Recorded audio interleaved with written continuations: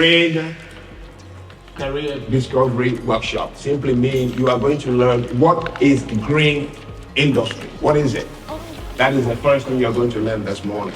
When you drive down the highway and you see trees on the left, trees on the right, the lawn, the green grass, all these were intentionally put there by somebody and has a lot of money to go into doing that.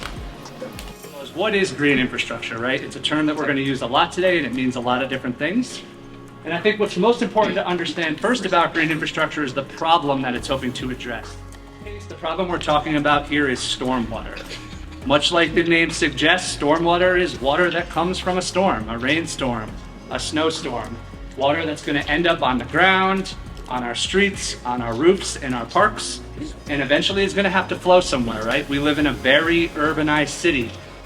There are a lot of sidewalks, there are a lot of roads, there are a lot of rooftops.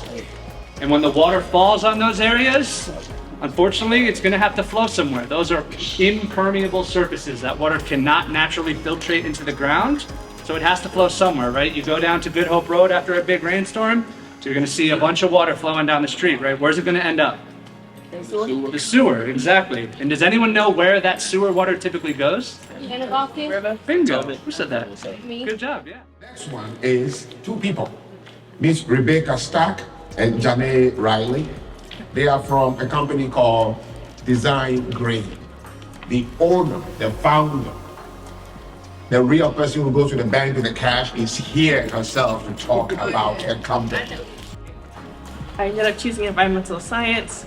So what that is basically it's a large field of just like either like doing research, design, it's anything you can basically think of as designing parks or designing like infrastructure in the city. So this is what I'm going to talk about. There's two programs that DOEE does for the city. It's called Green Roof Rebate Program. So we help residents and other large property owners to help them get green roofs. And then another project is called Green Wrench. So I work with auto shops, so I go around to auto shops all around the district and help them with their pollution prevention goals. The role of a designer is to, one is understand local regulations and the requirements for green infrastructure. So in order to make it work and make it like have it like be approved by the city, you just have to like make sure you know all the rules, regulations, the sizing requirements, how large should it be, how much stormwater should it infiltrate. You should also meet the needs of your stakeholders and maximize environmental benefit. So different projects might have different goals. So yeah, the overall goal of the bioretention system is to improve water quality, cleans and filters water, and just control water quantity to minimize flooding in the streets. It's called placemaking. So rather than like, you know, if you go to RFK Stadium and you step out of your car and you're like, just asphalt everywhere, right? It's not very inviting. But if you integrate trees and design the place that using like smart surfaces that speak to you as a person more, they're like more inviting, then that's placemaking. This is just a thumbnail of all the different kinds of professions related to what we're talking about today. Landscape architects, scientists, urban planners, civil engineers, which is what I am, environmental engineers, and there's a big pay scale. What Janae put up there is published by the Bureau of Labor Statistics. I kind of fell into landscaping because I saw that there was a need in the area.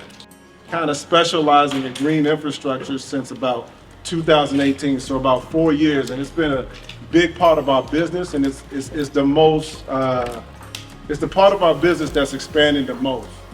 And I'm telling you guys this because all of you guys are DC natives as well too. I want you guys to understand that you're not just a citizen here, you could be very involved in your community. You can make a lot of money in your community. In fact, one of the best customers is the government. Most of our revenue comes from the Department of Environment. What I I do on a regular basis is I basically I do business development. I go out, I put proposals together to get contracts for work. It was a huge learning curve when I first started. Nobody taught me how to do contracting. Nobody, taught me, hey, this is what green infrastructure is. But the biggest advantage that you guys have is the internet. Don't necessarily have to have a particular background to break in, to start a business, you just gotta have attention to detail. So a little bit about my background, because I know you asked, could females work in landscaping? Yes, there's a lot to do. You don't necessarily have to, there's behind the office stuff too. How many people like math? Like math? Math. Okay, so yeah, you could, what Wade does, that's a lot in landscaping, there's a lot of math involved. Because you have to put together numbers. When you're going outside and there you see landscapers outside cutting grass, you could lose money if you don't put the right numbers together. So you have to be good at math. So if you want to do business, even if you want to go to the NFL, you need math in the background because you want to make sure you're able to account for your money. So all of this that you're learning in school is very important, even if you don't go into the green industry. I don't know your name. What's your name? Jalen. Jalen, he said he wanted to work for DOEE. So I told him it's good when you're in presentations like this, take advantage of the presenters. Because Rebecca, she hired an intern, right? So you have companies in DC. This is a big advantage for you. We have DC-owned companies. We have jobs. People are making money. You could get his contact number today and get a summer internship next summer.